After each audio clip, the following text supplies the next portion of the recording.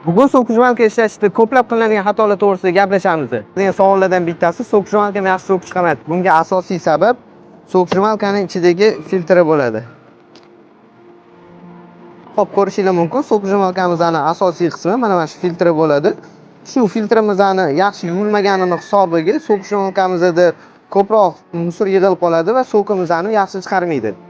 So'kishmalkamizni yaxshi so'kib chiqarish uchun filtrimizni tez va yaxshilab yuvtirishimiz kerak. Misol uchun oddiygina tish cho'tkasi bilan filtrimizning tishiga qarama-qarshi bo'lmagan holatda yuvsak, anchagina effekti bilinadi.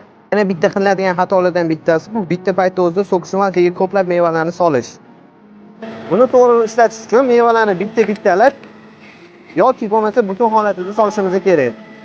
So'kishmalkaga meva solganimizdan keyin kuch bilan emas, qo'l og'irligi bilan bosishimiz kerak.